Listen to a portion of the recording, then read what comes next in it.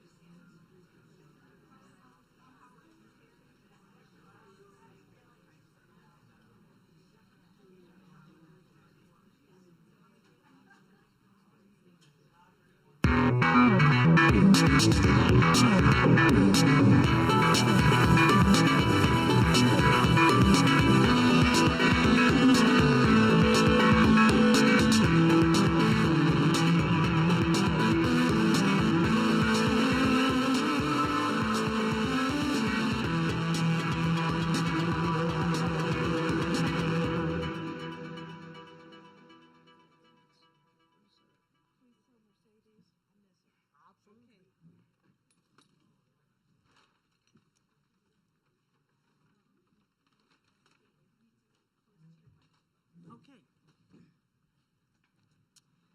Good evening, everyone, here at Fogartyville Community Media and Arts Center in Sarasota, and those watching on our YouTube. And thanks for joining us for Thinking Like a Journalist, the third in a series of WSLR's public newsroom forums with the stated goal of building a better local news ecosystem. I'm Kathleen Murray, your facilitator for tonight. Maria Vesperi, anthropology faculty at New College of Florida, is the advisory scholar for this series. Funding for this program was provided through a grant from Florida Humanities with funds from the National Endowment for the Humanities.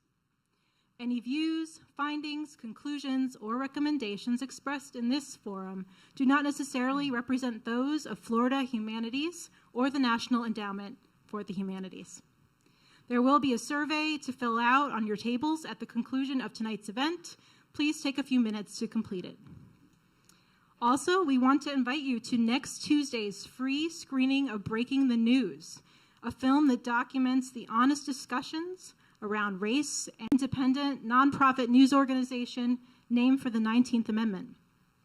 This screening is a presentation of the South Arts Southern Circuit Tour of Independent Filmmakers and is co-sponsored by our friends at WMNF. A reception takes place before the screening and a Q&A with the director will take place after. You can view the film's trailer and register for Breaking the News at our website, wslr.org. Our next public newsroom forum takes place on February 27th, and the theme is Working a Beat, opposite from what's on your program. More information and registration for that event is also on wslr.org. And so basically we switch the 2 dates. So next week, or 2 weeks from now, is Working a Beat, and then we do media, ethics, and law after that. A little bit about myself. I'm Communications Director for WSLR in Fogartyville, host of Art Beat on alternating Mondays on WSLR, and I assist WSLR News Director Johannes Werner with mentorship of our interns, one of which I know is in the audience tonight. I hold a newspaper journalism degree from Syracuse University, and I worked in all-sized media markets during my years as a journalist, starting off as an education reporter at a twice-weekly community newspaper and ending as a visual arts reporter for the Poughkeepsie Journal, which is a Gannett-owned newspaper, similar to Gannett owning Sarasota Herald-Tribune. In between those gigs, I was an editor and features writer for the website of a 24-hour news network during and after 9/11. And I worked in the newsroom of the Boston Globe, where I was an editor for its website and a contributing features writer for the paper. I switched teams, went to the dark side in 2008 when I started my second act as a media relations staffer for arts education institutions and arts nonprofits. I would argue that my journalist brain has been valuable in that work, and that gets me to tonight's theme, thinking like a journalist. When I think of a journalist, the following characteristics come to mind: observant, curious, skeptical, detail-oriented, good listener, persistent, ethical, truth seeker. It is my hope that by learning from tonight's panelists what makes them tick, you will be able to be more civically engaged. And that could take the form of being a reliable source on behalf of a particular organization or movement, or as someone who is willing to share how a story a journalist is covering directly impacts them, or even moving into a role of citizen journalist. Plus, I know we have some student journalists in the audience, and I hope you are inspired tonight. And now I'd like to introduce our panel. Billy Cox worked as a newspaper journalist for 45 years. His last 15 with the Sarasota Herald-Tribune, which he left in 2021. Billy spent his career as a features writer and sometimes columnist. The assignments ranged from the quirky and eclectic, like space shuttle launches, cockfights in Louisiana, Jello wrestling at Bike Week, to the much more sobering stories of Pearl Harbor veterans and even an execution by electric chair. Billy covered circus culture while at the Herald-Tribune, and he followed Nick Walenda's wire-walking exploits at Niagara Falls, the Grand Canyon, and along the Chicago skyline. And now Billy writes about UFOs over on his Substack platform. It's called Life in Jonestown. Welcome, Billy. Thank you for having me. I appreciate it. So I'm going to ask you the question that I will ask all four panelists. Some of those characteristics that I talked about when I think of a journalist, what was it in yourself that you identified maybe early on that, kind of was a light bulb moment for you that journalism was the career you needed to pursue? I didn't really have a goal. In the 8th grade, except I have a crush on this little girl who sat next to me, and I was eavesdropping on her, what she's going to take in the 9th grade, and she was talking about journalism. So I thought, okay, well, I'm going to do that. And so I registered for journalism, and, the Mad Magazine thing took over, and next thing you know, 9th grade comes around, the class is so big, there's 2 journalism classes, and she's in that one, and I'm in this one. So, yeah, so at any rate, I kind of stumbled into this because I didn't really have any direction. I didn't have any real marketable skills. I used to be able to change the oil in my car. I can't even do that anymore because of the way they've got them confused. So I don't really have a guiding vision. It's just something that I'm proud of because I was never burdened to the state. I was always able to support myself, however meagerly that was. And if any of those characteristics that you just named, if they apply, then they're quite by accident. Amazing. Okay, our next panelist is Renee James Gilmore, a 4th-generation Sarasotan. Renee James Gilmore is executive producer and host of ABC7's Empowering Voices. The public affairs television program explores diversity and inclusion and issues of interest to communities of people who are underrepresented, marginalized, and whose concerns are nearly invisible in privileged Americans. Social justice and economic empowerment are frequent themes on her show, and many of the guest panelists risk reprisals for speaking truth to power. And we're going to get to that later, how you deal with sources. Renee regularly guest hosts Suncoast View and news editions of Empowering Voices. Welcome, Renee. Story of his very random way of finding his career path. And yes, I do believe you exemplify all those characteristics. What about you, Renee? What was it in yourself that, you kind of recognized either early on or maybe even, as a young adult that telling people's stories, digging up information, speaking truth to power was the path for you? I would say for me, it was following what I knew. My father was a journalist, but he was an interesting journalist because he spent his time, of course, I said, I'm fourth generation, so my father grew up here, my grandparents, my great-grandparents, and so my dad was raised by very civically active and politically engaged parents and grandparents, and so I was always in tow when they were going to City Hall and county commissions.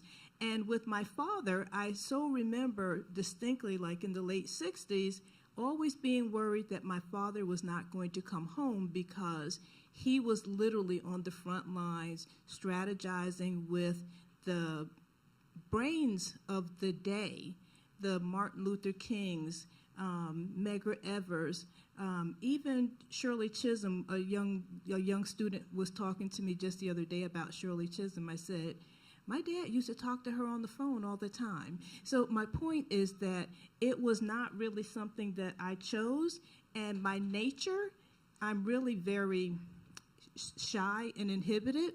And so when I discovered that I could kind of be behind the scenes, write, and I was always a good writer, good reader. My grandmother was an educator. So all of those things just made sense to me, and it was easy. But I'll tell you a story that also kind of leads into why I do what I do. So I'm kind of going through school, and in my household, for me, the focus was always on anything less than a B wasn't even acceptable, okay? So we need to bring home straight A's, otherwise I'm going to have a conversation with one of my grandparents or with my father. So my focus was always on getting good grades, which meant a lot of studying, a lot of reading, but it did come easy and natural to me. So by the time I got in 11th grade, I really had not a lot of ideas about what I wanted to do. I kind of wanted to go into science, be an anthropologist, or maybe become a psychiatrist. And my dad said to me one day, you need to go and see the guidance counselor. Talk to her. I went to Riverview High School, talked to the guidance counselor about careers. And so I remember like it was yesterday sitting with the guidance counselor. She had my grades from, I'm in 11th grade, so she's got the history of my grades. And she said, you have such good grades. You should go to what's now State College of Florida, what was then called Manatee Community College. And she's looking at my grades, and she said, I think you should be a nurse.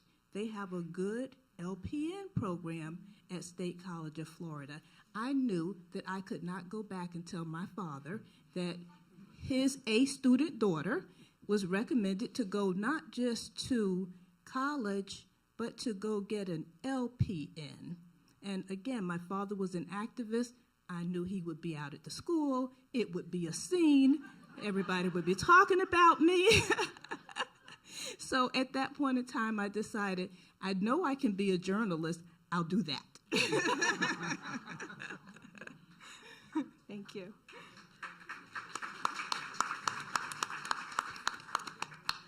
Next is Juan Pablo Salas. Juan Pablo Salas is a journalist born in Colombia. He moved to the United States in 1992 after living some years in Argentina, where he studied computing sciences.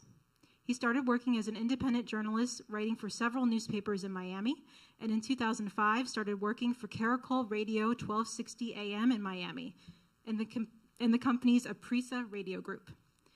During 12 years, Juan Pablo led the production of Minuto 60, GLR Network's flagship newscast distributed to hundreds of radio stations in the United States. He was producer of several radio shows aired in Florida, Arizona, and California, and also contributed as a political analyst. After leaving Prisa Radio in 2017, Juan Pablo worked for Mega TV in Miami as executive producer of Tejera and Vivo and other shows. He started working for Solmart Media in 2019 and currently produces the local newscast Minuto 30. He is host and interview of Su Negocio, broadcast in Solmart's radios.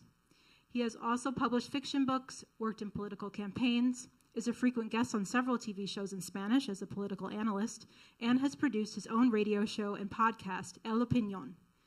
Juan Pablo is also a graphic artist. Welcome, Juan Pablo. Thank you.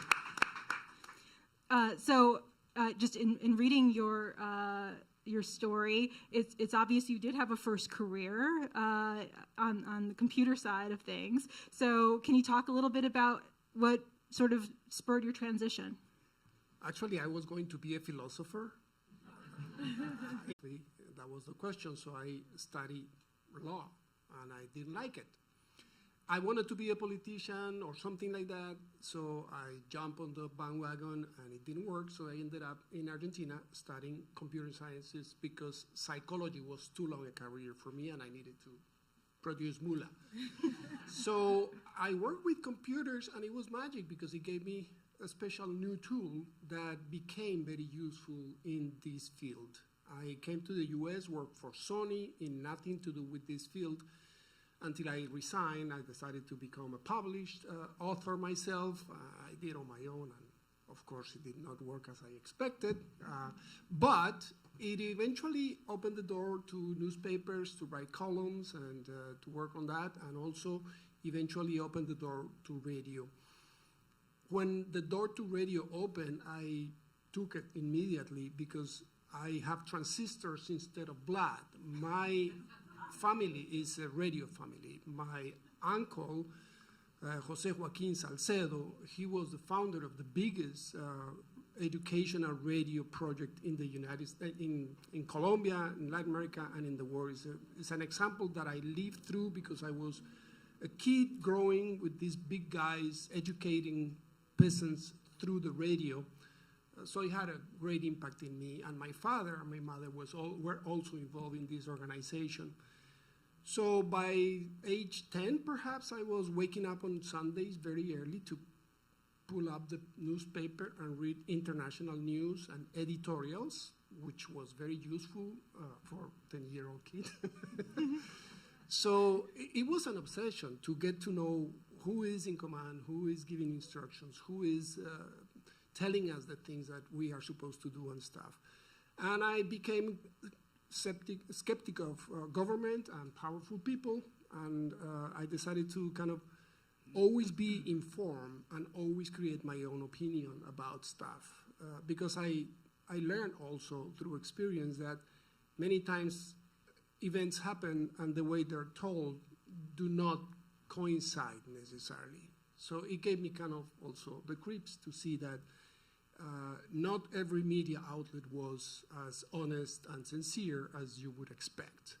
So when I had the opportunity to become one of them, I said I am going in, because we need to speak to power, we need to speak to our people, we need to tell people not only what we feel and we understand, but also what they need to feel and understand themselves. So it became a challenge to me, but it is a nice challenge. Now here I have to do it in English, which is a little bit an extra notch that I have to put myself into, but it's great because then I can become a filter between the two sides. I can speak to people in English, I can speak to people in Spanish and gather their stories.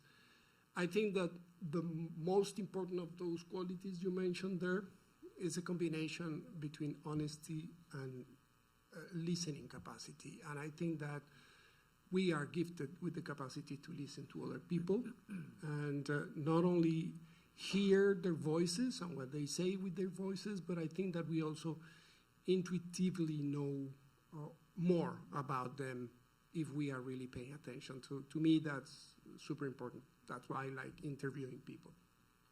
Thank you. And finally, Carrie Seidman. Carrie Seidman is an opinion columnist and the dance critic for the Sarasota Herald-Tribune.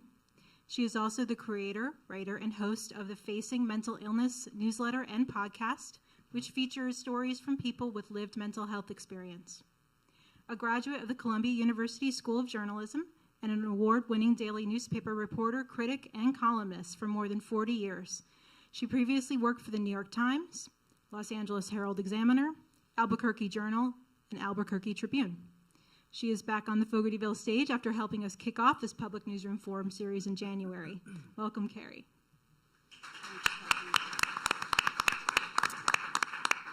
So I've told this story before, so those of you who've heard it, my apologies. I never intended to be a journalist. I was, as a young girl, a very early and avid reader. I loved stories, but I also was intensely shy and I didn't like to talk. And so I went into ballet because I figured I could tell stories without having to talk. And I studied dance very seriously with every intention of becoming a professional ballerina. And I got to the point where I graduated from high school and was ready to go off to New York and audition. And my parents thought that was just a really terrible idea. And they insisted that I go to college. And so I went to college in New York and figured that I'd try to do both. And I did manage to continue dancing while I was getting my degree at Barnard. I had no idea what I wanted to major in, so I just looked at all my credits, and because I like to read, I had a lot of English credits. So I became an English major. So I graduated with an English degree, really having no idea what I was going to do, at this point, I had a boyfriend who was a very intense and serious writer and who had wanted to be a writer from probably the time he came out of the womb. And he said, let's apply to the journalism school at Columbia because it's just a one-year program for a master's degree, and then maybe we could at least get jobs. And so we both applied, and I got in, and he didn't get in. So that was the end of that relationship and the beginning of my journalism career. And of the qualities that you mentioned, Kathleen, I still, obviously when you go to journalism school, you have the option of going into print or going into broadcast journalism. There was never any question that I was not going to go into broadcast journalism. What I liked even less than talking was being on camera. So I went into print because I still loved to hear stories and read stories and eventually tell stories. So I think probably of the qualities that you mentioned, the one that's most salient in me is listening, because I still don't like to talk that much. Thank you. Okay, again, as this is we're looking at getting into the minds of a journalist, thinking like a journalist, I would love to know, what is a day like for you as a journalist? Juan Pablo, do you want to take us through a typical day? I'm going to tell you 2 days. One when I was working in Caracol, and another one when I'm working with Solmar. When I was working with Caracol, I had a simple task, which was prepare Minuto 60. That meant be on top of the main news, select the correct ones, write down the newscast, read it, and during a long time, I also edited myself. There was a couple of years that I had to even distribute my own product because the company was going through a special time. So it was a lot of hours of paying attention to the TV, being on the internet, reading all the newspapers, and making sure that I'm collecting the best news for the newscast. The newscast is a 3-minute newscast every hour, so you have to really be producing constantly lots of news, and it was always renew, and we included audio into the broadcast, so it was kind of interesting. Very intense work. Now with Solmar Media, I do more stuff than just journalism. I do my work as a journalist. I work with the Minuto 30. Now is much easier, of course, because I have many years of experience. But I also do other stuff like the show Su Negocio, where I interview people from here. And I am always on top of news, but I am also a salesperson now. So I have to be sharing my time between doing my job as a journalist and then meeting people as a salesperson, which is a completely different way of approaching people. I think I'm learning. That was something that I was not born with, so I had to imprint that in myself. And I also have the technical side. So I also work nowadays with the computers, and I do work with the equipment, and I assist the engineer. So I think that combination has given me kind of a multitasking capacity that is very useful for employers. But sometimes it's also distracting because you have to be switching and changing hats. But to me, that's good because I'm multitasking all the time and multi-thinking. So it's good to be moving from one project to the other. Sorry it took too long. Thank you. Renee, what's a typical day like for you, maybe 2 days before a show? Well, 2 days before the show, I get a little bit panicky because I'm always trying to think of what topic can I present that we can have some conversation around that's not just the same old stuff. Like in my regular life, even the people I interact with, especially the ones who are particularly learned, if you will, I'm always looking for them to tell me something I don't know. And so I approach my shows with that. I try to come up with topics that are about tell me something I don't know, because it is Empowering Voices. And so I do want to share some tidbit of information that people can really use in a perspective that they have not had before or had not heard before. So I am usually trying to find, I almost always know kind of what my script or my rundown is going to look like, you know, what the topic is going to be. So because I am in television, visuals mean so much. People want to see visuals. So I probably spend a good amount of my time tracking down visuals to help tell the story, just because it's expected. And every time I listen to the radio, which is actually how I started when I started out in radio, it's amazing to me how I can see the pictures even without seeing the pictures. But with things being as they are today with visuals, you just have to have visuals. So I spend a good deal of my time also editing, because I'm a nerd when it comes to editing. I was like, I want this word right here to come out. And so it takes hours to edit a good piece. But when you edit it right, it's like, that's what I'm talking about. I think they're going to get this. Are you doing the editing, or are you advising someone? I'm doing both. Most of the time, I'm editing because I'm kind of anal like that. I'm like, they may not understand my instructions, so I think I'm just going to do it myself. And that's the part that I'm working on trying to release, let other people do some of this. But then I have to fight because I'm like the oldest thing, not the oldest one, but close to it in the newsroom, right? And so I work with a lot of journalists who are very young, and they are very technically adept, but sometimes they miss the point. Like, I wanted to have this particular part in here, and I have a reason, because I'm trying to tell a complete story, and I want the nuances to come through, whereas my folks who are technically competent is like, this has to be 30 seconds. I'm going to cut it to be 30 seconds. If you miss a word, what's the big deal? So I just find myself spending a lot of time doing the editing myself. But I'm always pleased with it at the end, and it's a good thing to validate it.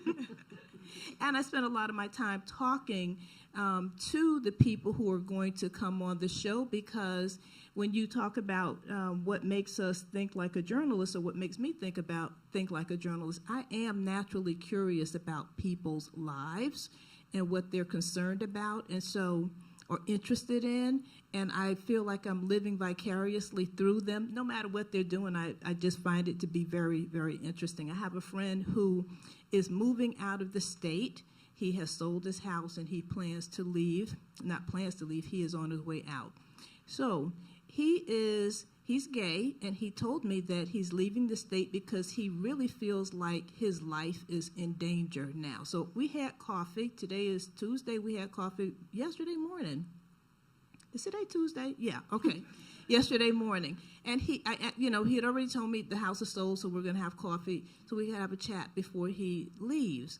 And when he started telling me what he was telling me, and I said, so what makes you feel like that? And he said, Renee, stop being a journalist, just listen. And I was like, I'm not being a journalist. I'm in my friend mode. This is what I do. But I found it curious that he said to me, stop being a journalist, because I do ask a lot of questions because I really do want to know. And I feel like everybody else is living a much more interesting life than I am. So I always want to know, what'd you do and why did you do it and how did that feel? And it's real to me. I absolutely love talking to people, and I should say having them talk to me. I don't want to do the talking. I want to hear from them. Excellent. Thank you. Billy, I know you're retired from the day-to-day, but if you want to just think back to just a couple of years ago, what would a day in your life be like? Well, first of all, I know how hard broadcasting is. I majored in broadcasting, and it was too hard for me. I mean, I couldn't. Yeah, it's too much work, too much timing, and all. Carrie, And so I was lucky. I think I had maybe the best job in the newspaper, which is feature writing, which meant that no 2 days were alike. And that's probably true even if you work a beat, because no two situations are alike. And also because I'm was a feature writer, I didn't have a whole lot of deadline pressure. You got to crank a story every day or something like that. I could take my time. I could work on a sense of place. That's kind of what I like to do. Now, when I first came over here, I was surprised that they called this the Sun Coast or the Nature Coast, which seemed really amorphous to me. I lived on the Space Coast. I worked in the backyard at Kennedy Space Center, and just south of there was known as the Treasure Coast because the Spanish plate fleet went down, and I think it was 1714. I'm coming over here, I'm going, well, this is the Circus Coast. I mean, obviously, or we could even get more specific and say this is Clowntown. And it's become more and more that way since I got here in 2006. But that's a thing that I really tried to do when I didn't have some editor saying, hey, we need this kind of story. I always like to get the kind of stories that give you a sense of why this place that you live in is so unique. There's no other place like it, and that may not necessarily be true. You look at the homogenization of towns and cities, with sort of the family businesses being run out of town by the big corporate things. But I do think there's what is it, Paul Simon, The Myth of Fingerprints? I've seen them all, and boy, they're all the same. Well, I think that doesn't have to be true. I mean, sometimes a place is a state of mind, and that's what I would try to get at with people. And like some of y'all, I really I enjoy talking to people, and I'm surprised that people talk to me. Actually, I say talking. I enjoy listening to people, and I think that's the thread that kind of runs through everybody here to listen, and that's something that doesn't really happen a lot. I think that's one thing that we're missing with news deserts, for instance, when we lose our sense of a community newspaper that's at best understaffed. If we don't listen to each other, and the great thing about it as a reporter, as a feature writer, is I don't know how many thousands of people I listen to, but I didn't have to help one of these people, not a soul that I have to help. I just listened to them, and I'm always amazed that they had enough faith or trust in me. They don't know me from Adam. They don't know what I'm going to do with their story or the way they think about things. It's just a privilege, I think, to be able to do this job for as long as I did. And I hope that kids today coming up will find a way to tell these sorts of stories, because we're going to need storytellers. We're never going to run out of need. It's just a matter of how we do it. How are we going to tell those stories? For me, fortunately, it was about printed words. It was about words on paper. And that came very easy for me. When you're talking about production, when you're talking about radio and television, that was pretty technical stuff, and so much of it was based on timing, is based on timing. I didn't have a real feel for that. I think that's something that you maybe you can learn it, but I think you also have to kind of be born with that sort of innate sense of how things ought to come out. would you sort of take a walk in if you were always trying to share a sense of place with your readers, you had to get out of your house? Yeah, well, I was really lucky because my first features editor, we actually had a whole feature section. It was called Florida West. And within a year or so, we started having layoffs. This was back in 2007. But I thought I'd died and gone to heaven. My editor said, look, he said, for the first week, he says, I just want you to get in the car and drive. Just go to the beach. Look at some of the circus stuff. There's this place called Show Folks over there where these old-time circus people go. And I got a sense of history that way, with the dominant American entertainment form had become somewhat anachronistic by the time I started covering it. Yeah, I would say more than somewhat anachronistic. It had become supplanted by everything that we're used to now, starting with radio and then television and what we do on these things now. But the idea of just being able to get around and to see a place, was easy over on the Space Coast too. I mean, you couldn't get away from Kennedy Space Center, and they had schools named after Apollo, or now some of the astronauts who were killed trying to get into space. That was pretty obvious over there. Over, in a place like this, it's obvious, the circus community. If I worked in a place, I don't want to pick on any certain community, but I think other communities would be much harder to get at that. But you have to be out there. You can't do it all from behind a telephone. You have to get out there, and that's one thing that I kind of miss. Unless somebody pushes me out into the community, Billy, this is your job, you get a check if you go and talk to people and you write their stories. So that was some incentive. I think I'm kind of an introvert by nature, but this was good sort of therapy for me to do that. And anyway, did I? You did. So, okay. Yeah, thank you. Thanks. Carrie, your columns are once a week. Yeah, now they are. When I started, they were 3 times a week, which I'm glad I'm not doing anymore. So I guess a couple days before you have your deadline, what are you doing? I actually spent most of my career, I didn't become the columnist for the Herald-Tribune until 2017.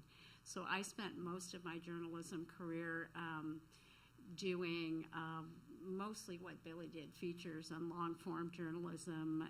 I actually started my career as a sports writer. I covered pro basketball for 2 years, and I covered horse racing, I covered car racing, I remember when I came here, I was covering the arts, and I at some point wrote a big story that wasn't about dance or the arts, and somebody said to me, well, I didn't know you could write about something other than dance. And I was like, well, I think the connection between all the stories was that I was really always interested in telling people's stories. I was really interested in getting into a story from the people angle, from the personal angle. And, as Billy said, we used to have the great luxury of spending time on our stories and I would, go spend 2-3 hours with somebody sitting in their living room, and when they got up to go to the bathroom, I would go check out what books were on their shelves and what knickknacks were on their table. And there's a tremendous amount of detail you can put into a story from something like that. When I was doing reporting work, it was a little bit different than what I'm doing now. I only write 1 column a week, but I literally feel like I'm sort of on the job all the time because I'm trying to get a handle. My column now really deals with issues in the community, concerns in the community, So that means that I sit through a lot of commission meetings. It means that I go out and do a lot of speaking engagements and talk with people in the community. I'm always, I have a number of sources developed at this point, so I have sometimes people call me with ideas for columns. The difference now is I'm giving my opinion, so it's not, I can't just go out and gather these stories and then write them. I still have to gather the material, and then I have to have something that's worthwhile, hopefully, to say about them. So I'm kind of, my antenna is out all week long, and usually there is a day or two in the week that I'm devoted to either doing an interview with someone or going to a meeting or engaging with a neighborhood association or something of that kind. And then once I kind of decide what I'm going to write, I sit down. I write pretty quickly, so within a couple of hours I can have a column, and then I usually spend the next 2 days whittling it down and editing it and trying to make it sharper. The editing is as Renee said, even though I'm in print and she's in broadcast, the editing is, at this point for me in my career, and because I'm writing opinion pieces, is probably the most significant time that I spend on a story. Thank you.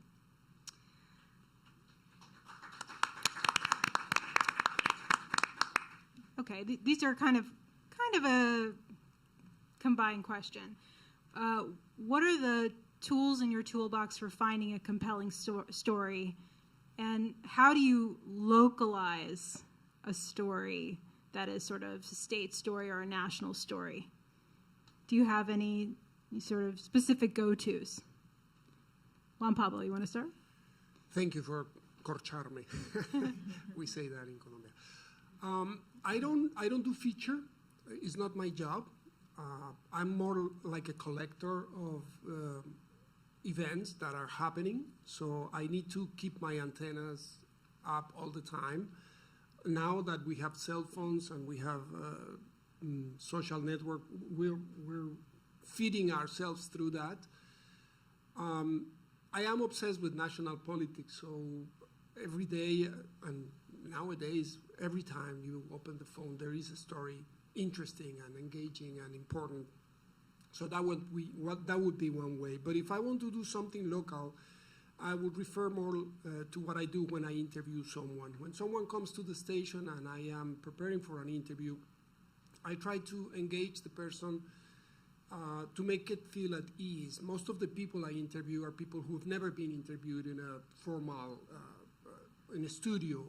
They're scared of the microphones and they're scared of revealing themselves too much. So my first task is to make their lives a little easier when they're gonna talk to me, and then ask them the questions that open their hearts up and they can tell me something that they were not expecting to tell me. That's the moment that I'm looking for all the time. And usually when I get that moment, that's what gives me locality and it gives me the frame to put the story where my audience is. So I gather the story from the person, but once I find that kernel of truth, if you want, I attach myself to that kernel and I continue the conversation from the source, basically. So a follow-up, who is your audience? My audience here is basically Spanish-speaking people. Most of them are recent arrives because we speak Spanish and we play music that is from Mexico. So the majority of our people is either recent arrives or people who still remember their Mexican heritage and their Central American heritage. That's basically the kind of people I am addressing my message to right now. When I was in Miami, it was general public, but here is mostly Mexican working people. Thank you. Renee, how do you localize a big story, a big national or state story? I don't have any difficulty localizing a story because, in large part, because I'm from this area, and so I know local people, and so I find it easy to be able to do that. So I don't have any challenges localizing a story. If anything, it gives me the opportunity to, again, hear from individuals who talk about how something may impact them. So I have had 2 careers in journalism. One was right out of college, and I worked at ABC7 for 7 years before I went to business school. Another thing that I did, just kind of, not because I knew anything about it, but I have a younger brother who, both of us graduated from Florida A&M University in Tallahassee, came out with journalism degrees, but my brother he had a minor in business, and he went off to do business afterwards. One day I'm talking to him, he's home in Sarasota, and he's telling me he's about to go work for Nike, and I'm wondering, why are you leaving Coca-Cola to go work for Nike? You got this great job at Coke. And he said, well, because they got the right zeros on it. And when he told me how much money he was making, I was like, I got to go to business school. So I went to business school at Atlanta University, which is another HBCU, historically black university and college. Went there, got my business degree, and then for over 20 years, I worked in and around government. I worked for the Department of Labor, and I just learned so much being in that realm because labor just touches everything. Economic development, it was like the world was open. When I went into government, I wondered, why do people want to go into government? I was recruited when I was at working for Verizon in marketing, loving my job. And I went to a hotel in D.C. once. I was recruited, ended up talking to Department of Labor secretary, and that's how I went into labor. I'm really so thankful for it. I took everything that I had learned in journalism about storytelling, about fact-finding, about who my audience is and speaking to the audience, and did really, really well with that. So I say that to bring it back home in that now when I hear national stories, I understand like where the data comes from. Anything having to do with economic development or the release of the jobs report, I know how that happens. And so I have a deep sense of an understanding of the mechanics of it. So I can have conversations then with people who may have heard a national story, and I help them see, you do see how this is going to impact us right here. So I appreciate it because it also allows me to help people get enlightened. And when I say enlightened, I'm talking about in terms of not just hearing like the 3-minute report on the news, but thinking it through to say, here's how all of these things connect and impact those of us who live right here. Thank you. You want to take it, Karen? Sure. Even as a reporter, you're always trying to localize things for your audience, and pretty much in my experience that I came at it from one of 2 angles. So either there was a national trend or a national statistic or something, or a state statistic that would give me a topic that I wanted to zero in on, or I heard about a story and that gave me something to zero in on. So I'll just give you 2 examples that are the ones that I can think of at this moment. When I was working in Albuquerque, some statistics came out that said New Mexico had the highest pedestrian death rate in the country. And so I wanted to do a series about that. But I did not just want to write about, X number of people died in this county and X number of people died in a crosswalk. And I can tell you that the stories that have a lot of numbers and no people, nobody ever remembers. So with a story like that, I would take the basic premise, okay, we have the highest pedestrian death rate in the nation. And so, for example, I went to one of the Indian reservations where there was a very high number of deaths. And I found that there was a bar right outside of the line for the reservation, and that people were crossing the street on foot to go to the bar and having too much to drink and trying to cross back again. So that was one angle. I found another man whose wife was killed as they were in a crosswalk crossing a street, holding hands on Christmas Eve, was killed by a drunk driver who came through.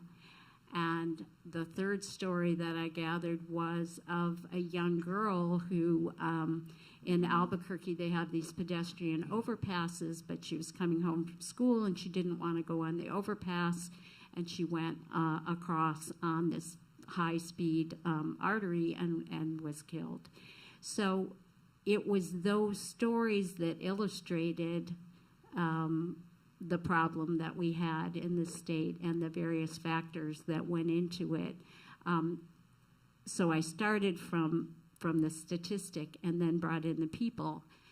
Now, one story that I did hear was an elderly friend of mine who was not terminally ill but had decided that she was done with her life, and she decided to stop eating and drinking as a way of ending her life.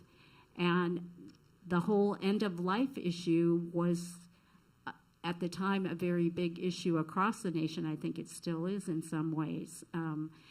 But she ended up gathering a group of women to help her go through this process of her death, and it turned out to be a very dramatic and not terribly happy story for anyone involved, and brought up a lot of questions about,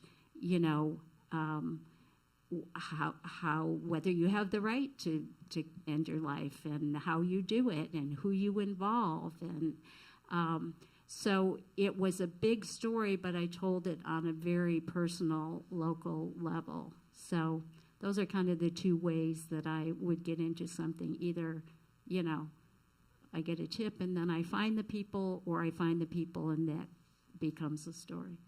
Thank you. Well, we are getting close to, I want the audience to have a chance to ask you a question, so I'm just going to do one more of my many questions. May I use just one example about how I localize something? Even just today, we were doing Suncoast View, and the story came up, what do you think about the fact that Florida has such great numbers when it comes to graduation rates? Well, going back to, as I said, because I know how the data is collected, that would be a way for me on my show to localize a story, because it's that, from a state standpoint, it looks like everything is going great. But because I know how the data looks, I know it's how it's collected, and I know about my community, I know that if you look in the broad perspective, yeah, it looks great. But what I also know is that there is data that shows that Black kids are still not graduating. And so then that, for me, becomes, okay, here's a conversation, a story to talk about, so that we can have the full breadth of information about what's happening in the state, and it's not so lovely for everyone. Thank you. Okay, so just when you're dealing with sources and they're reluctant, or you cannot get them to say more than yes or no or a grunt, do you have any kind of go-to questions that gets open-ended answers, or open-ended questions that gets a real answer? I can answer that quickly, but it's just because of the nature of my interviews. When I bring people into an interview here at this work that I do, it's usually people who, regular people, business people, entrepreneurs, employees, government officials. And when I interview them in this context, is, let's say, an easy interview, because I'm not asking the hard question. I'm not looking for that piece of information that is going to change society. So what I say is, this is your time. It's about you. I'm going to ask about you, who you are, what you do, why you do it, how do you like it. So when you start asking questions and they see that they can talk about this because I'm not going strange places, but remaining with them, they quickly begin to answer any question I ask.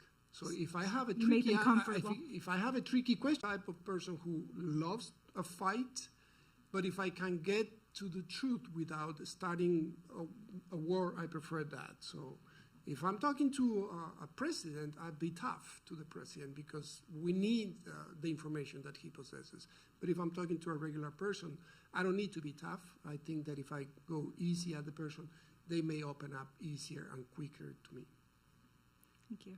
Billy, do you have did you have a go-to open-ended question that always delivered on quotes?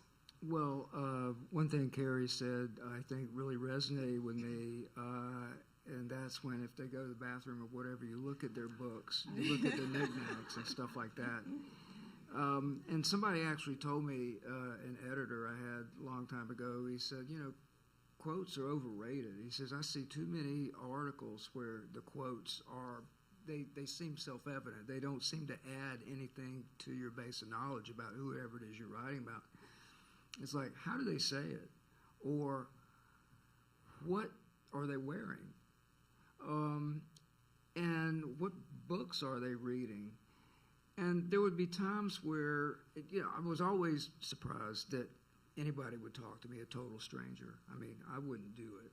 But you always find people out there who are, for whatever reason or motivation, they have something to sell.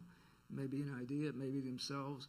We don't really know. Everybody's different. But if I say, well, what are you reading that book about, JFK assassination? What's that book all about?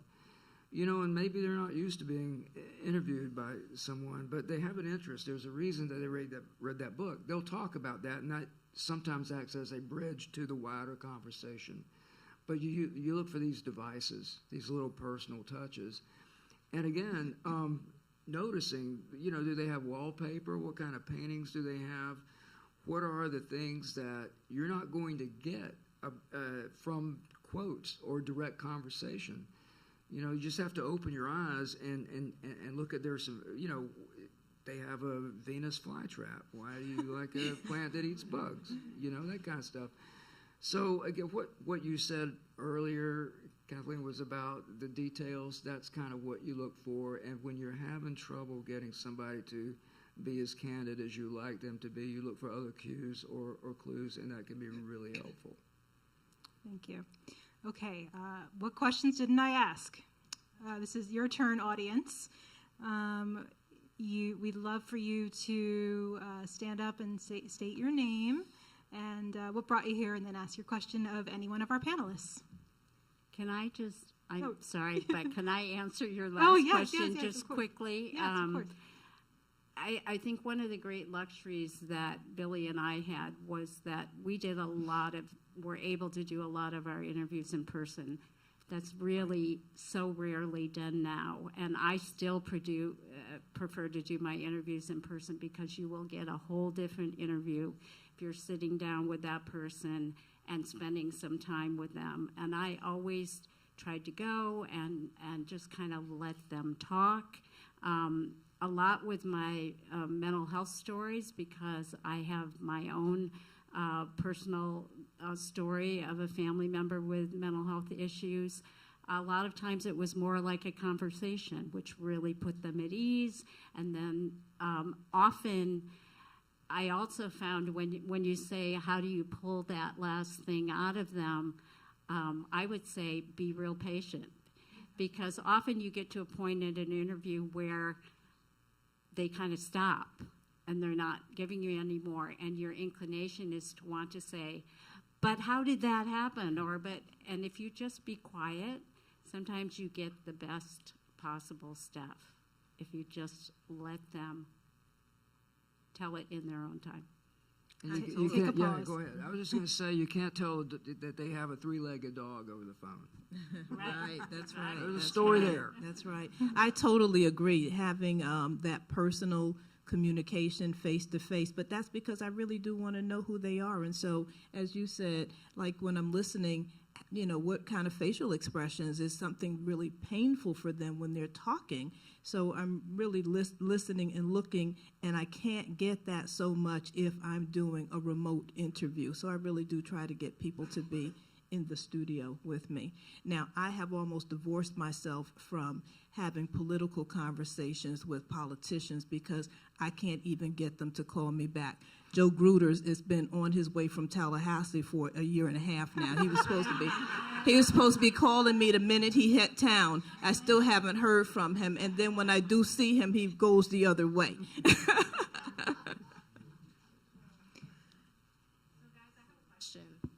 I am Bernadette Estrada Brown, and I am currently one of the interns at WSLR, and I'm trying to find my niche.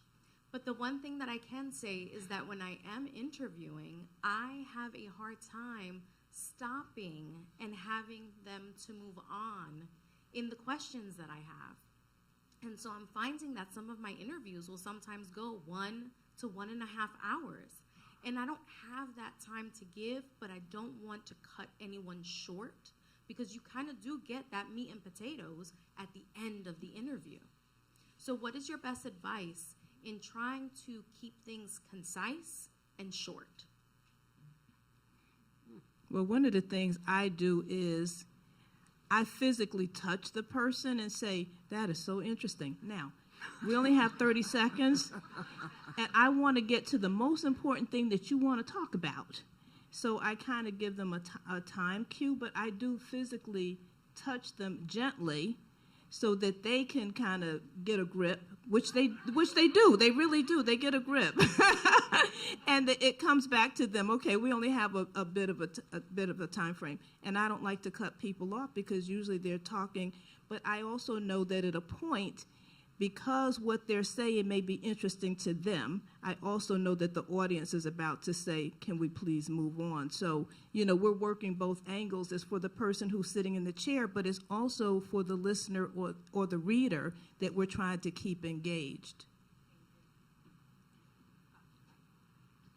If I may add to that, all they want, or do I focus with this person? I had one interview with a person I was very excited to interview because she was talking about sex, which is something I like.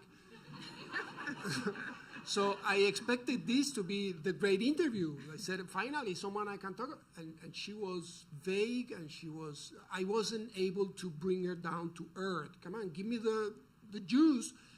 No, it was all very airy.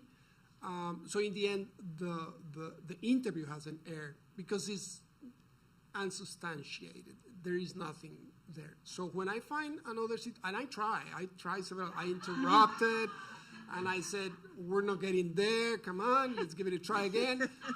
I even restarted the conversation to see if it was not possible. But that's one out of hundreds that I've made, very difficult.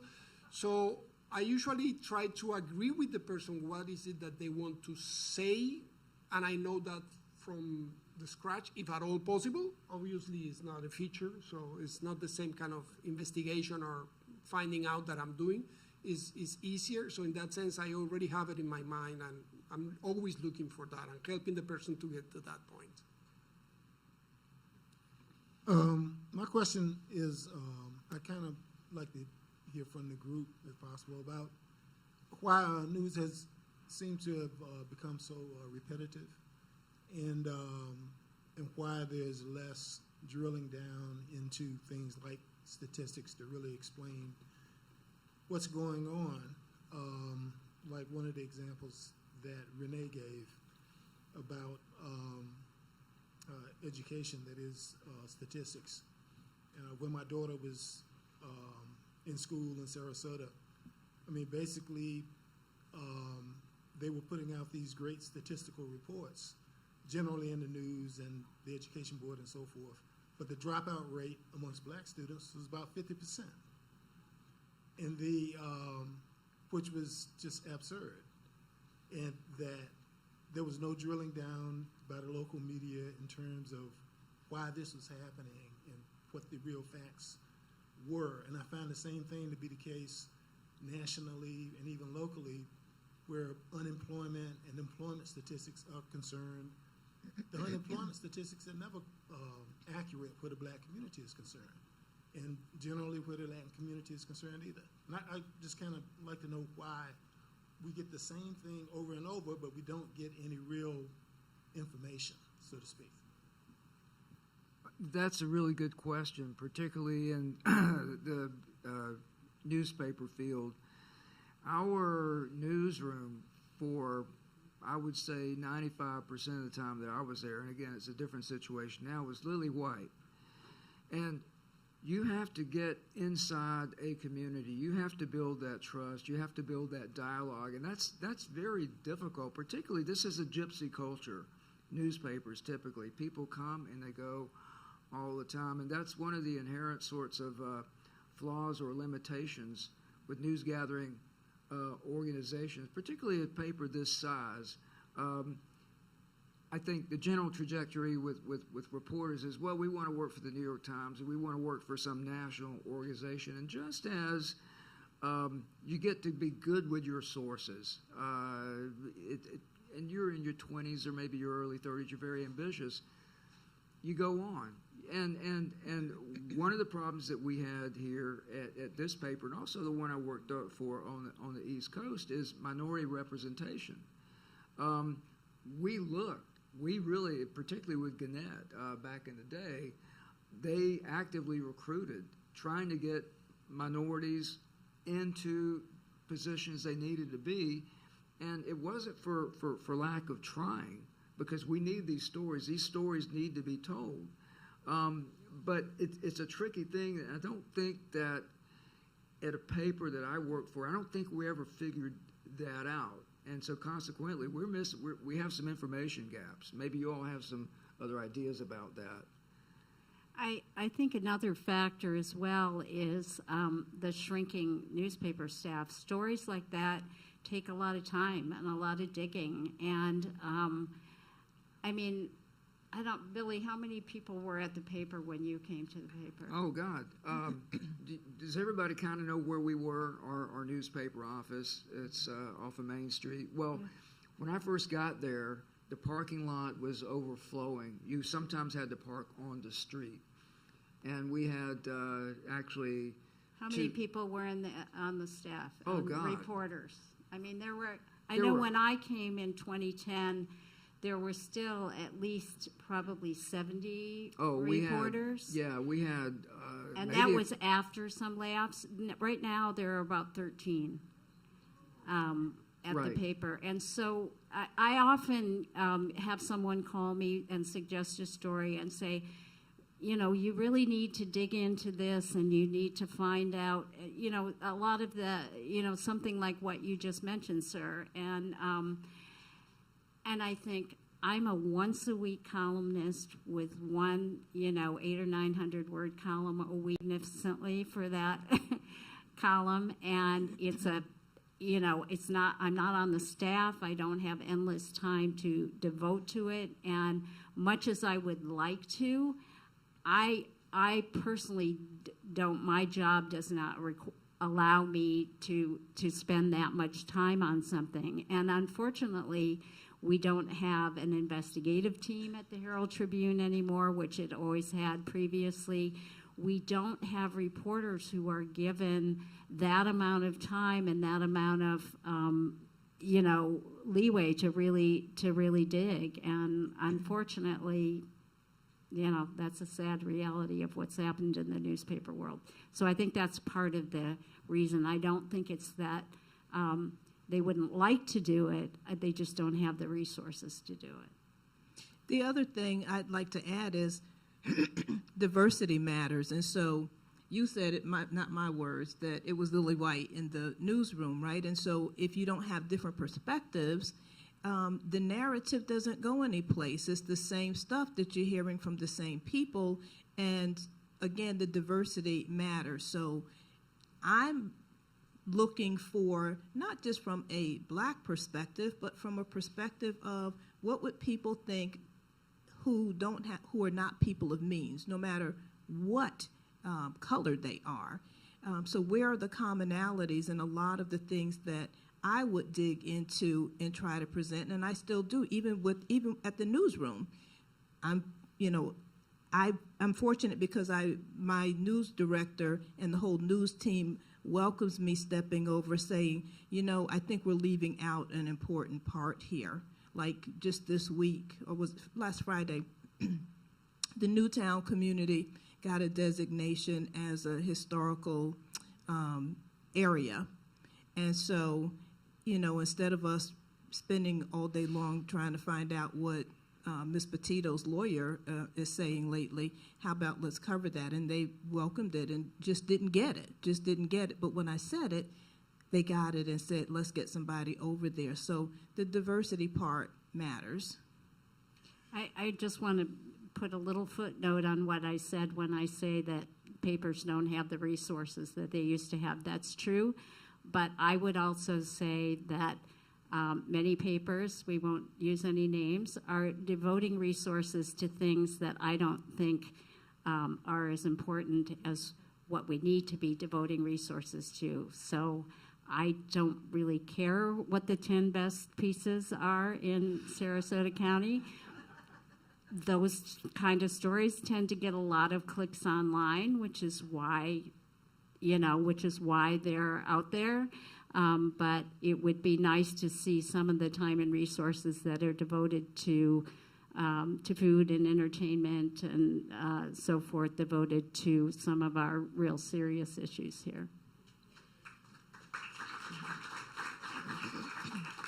I think there is a feedback loop between those who make corporate decisions regarding media and the way media is being consumed today. And I blame these machines and social network and the speed at which we consume that information. I've heard someone, don't remember who it was on the internet, so maybe you'll find it. Someone said something that really stick in my mind. You guys used to do journalism to tell stories and to show realities that were hidden or not visible. Now, most of the people do something similar to journalism to sell something. They want you to see quickly what is shown in a minute, in 30 seconds, and they want you to either buy the idea, buy the product, or just buy the time because it gives them money. Their interest is not so much as to show the reality or learn about this. It's more like, let's move quickly, next story, and people's attention has diminished greatly. So a long story is something that rarely gets read. A lot of times I'm sitting, with a group of journalists and I'm thinking, why are we having this ridiculous conversation when, do you know how bad things are out here? Hi, thank you so much for this.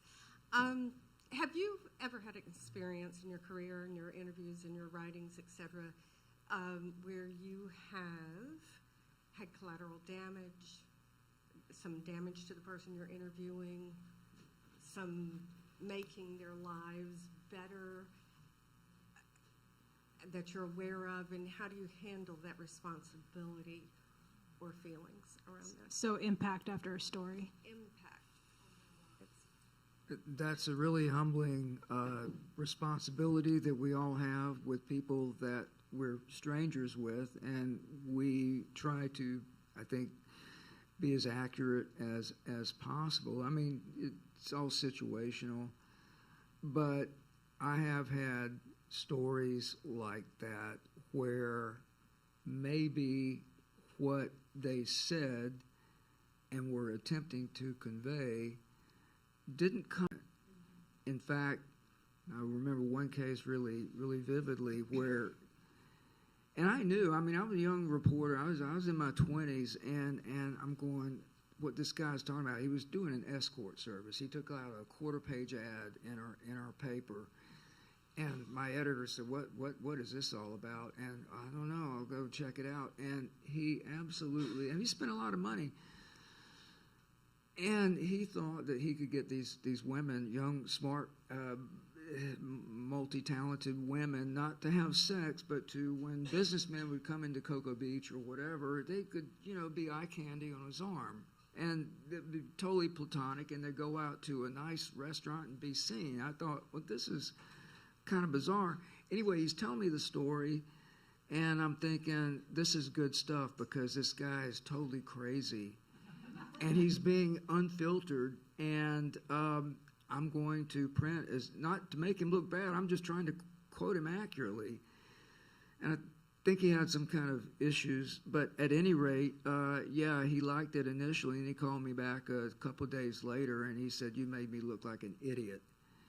Thanks a lot, and you might be hearing from my lawyer." And instead, he turned up in an obituary a couple of days later. He had taken his life.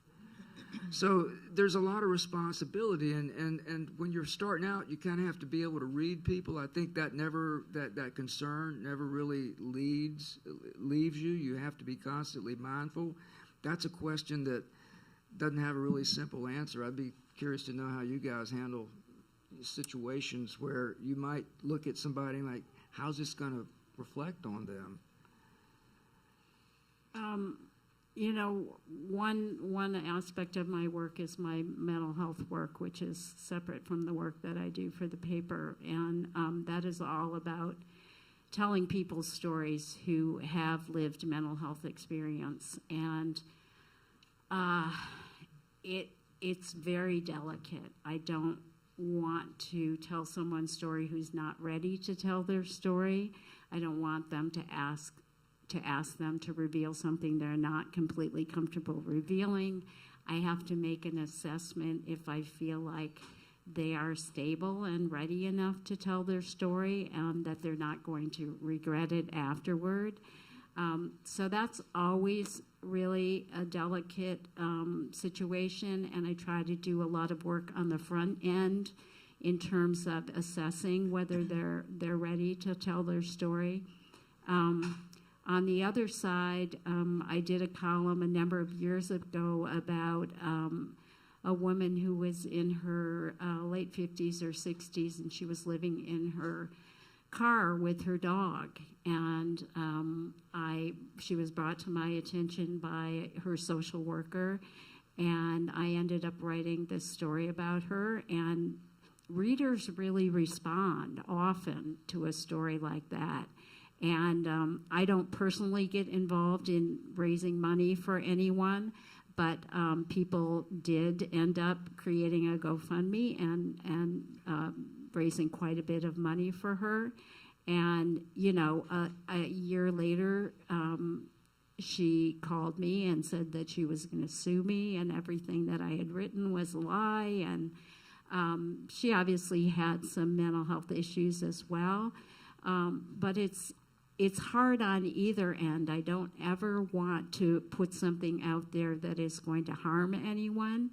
But I'm also kind of reluctant about the stories that pull on people's heartstrings, because people are very generous and very kind, and they will try to help, if they can. And so you really want to make sure that you're not leading them to give to a cause that, is deceptive. So it's just a very delicate balancing act. I don't have what a story you tell, Billy, and your stories are very complicated. Mine is a little easier to show, and it's easier to see.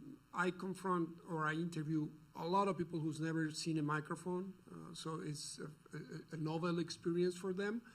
So my reward is at the end when I see them smiling, coming out of the studio as if they achieved a big goal in their lives by tolerating an interview and stuff like that. So it's easier than what I'm here. But there is always a human being in every story, and we need to keep that in mind. Even when asking not tough questions, you have to always think that you're talking to a human being, and you may be affecting that person even with one question. You don't know what the response may be.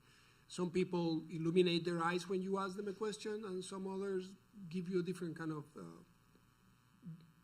eyes. So it's always humbling, and we always need to remember that respect has to be essential in that relationship.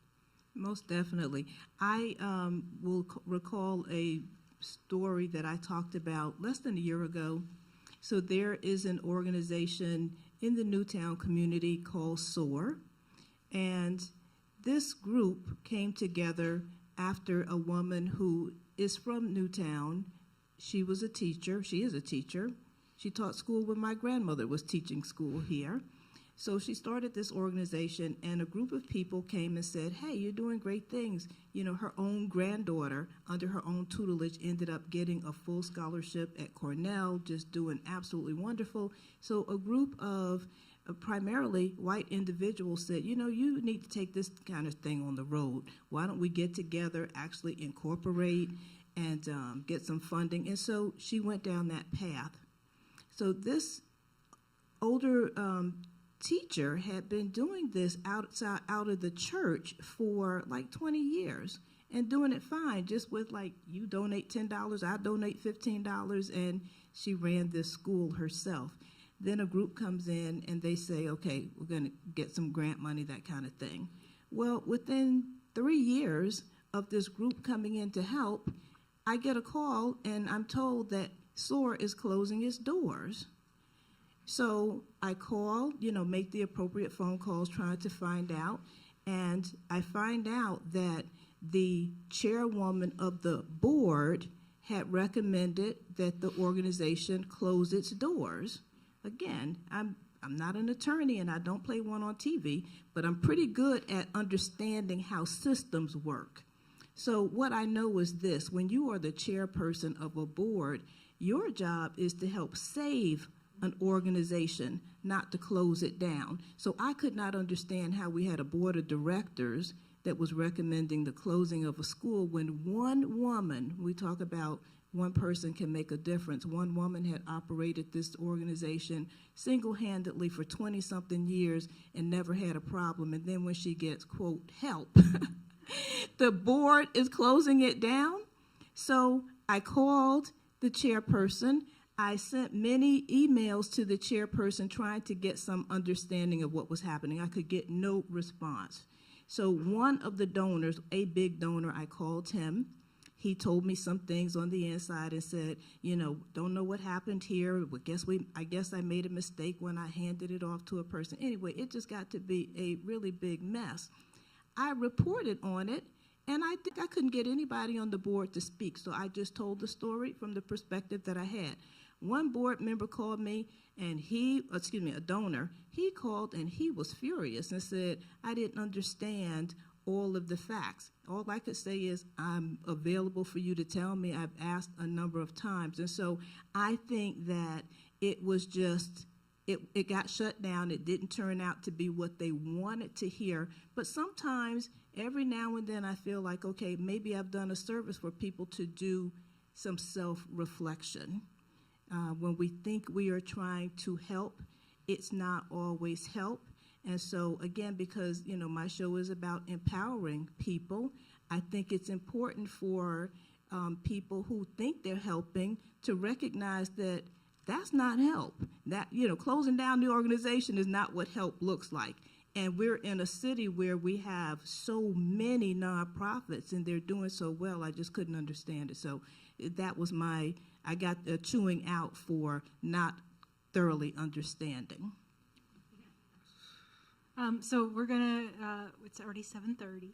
So I just wanted to kind of close out with one more question, and I'd love for you to share in maybe about 30 seconds some advice for aspiring journalists in 2024, and hopefully it's go for it and not don't be a journalist. So, what positive things would you like to impart wisdom-wise? This is always a tough one when I'm asked to talk to young people who want to be journalists, because it's really a very different world for journalists now than it was when I got into the business. But I still think the essence of it is the same. I had a young woman call me today who was trying to pitch a story about LGBTQ plus seniors and the special issues that they face in the community. And she sent me her sort of preliminary pitch, which had a lot of numbers in it and a lot of national statistics, and my eyes immediately glazed over. And so when I spoke to her, I said, who do you know who's dealing with some of these things? Find some people locally. Find someone who moved here with their longtime partner and has just lost their partner and feels alone. Tell the people side of it. So I think that still holds true, even though the newspaper world has totally transformed since when I still started. I still would say find the personal stories in it. When I was thinking about coming today, I wrote some, but I'm not going to read it all. I'm just going to kind of give you an overview of what I thought. You should see the great drawings he has in here. If you're going to be a journalist, think with your three brains. Use your mind, use your heart, use your gut. You need the three of them working together and hopefully aligned. Your mind will help you understand. Your heart will give you passion, and your gut will give you guidance. Try to follow the three of them. Excellent. That was good. Wow, that's a hard one to follow. I would say definitely pursue journalism, and I say it for two reasons. Number one, I think that true storytelling, good storytelling, is really important. Back in the day when I was in journalism school, we talked about it being the fourth estate. Journalism is important. Good journalism is important. If we don't have people telling the stories, monitoring what's happening, society changes. So I do think it is truly an important function. And then the other thing is just leaving a record for other people to be able to reach back. Like I say, I hear all the time now from journalists, this word unprecedented. These are unprecedented times. This is unprecedented. And I'm like, no, it's not. We've seen all of this stuff before. Check out the newspapers. You can still do that, right? You can check out newspapers from 1940, 1930s, and you'll say it's the same stuff, the same kind of challenges, the same kinds of social challenges. So I think leaving a record is really important. And then I'll say the third thing is the skills that you use in journalism. The listening, you can use it in your personal life, listening to people who you love, listening to your children. So the listening skills, the being curious about always learning something and wanting to know new things helps us to continue to grow all the time. So I think it's a good place to be because there's skills that you can use in every aspect of your life. Yeah, exactly. I always, particularly at the end of my career, I realized that what I was doing was continuing education on somebody else's dime. And part of as I closed out my career, I began to understand that as I'm telling other people's stories, that's a way of helping me understand my place, where I fit in. And again, it's the universe is in a small drop of water. You can see the same sorts of patterns no matter where you live. You just have to examine them. And I'll just close with this story here about out there in Sarasota Bay, we have a pod of, I guess, what you would call resident dolphins. Some of you probably know, I can tell by the way I've done several stories. It's 54 4 years now that these dolphins have been studied. No other wild-potted dolphins has been studied like this. If you ever go out to Moat, ask about it. They know who these, I almost said these people, but they know who these individuals are. They know their genetics. They know their histories. They know their children. They know their grandchildren. They tell stories. And it's in our own backyard. And to be able to share the stories like, did I go out? I think time's up, right? I swear I didn't do it. No, that's very subtle. I get it. Shut up, Billy. But anyway, yeah, I just think that it's occurred to me after all these years that these stories I've been doing about everybody else is helping me to figure out my place. That's something that I would hope that other young journalists, when things are looking pretty despairing in terms of resources and commitment and the dwindling attention span that you were talking about, I'd just like to think that you would be motivated enough to look forward and not backward. It's not all hopeless. But it's not. It's going to. The only way it's going to be hopeless is if we quit telling our stories, your stories, their stories. They're all the same. They're all about where we fit in. And please don't give up. It's all about democracy. That's what journalism is.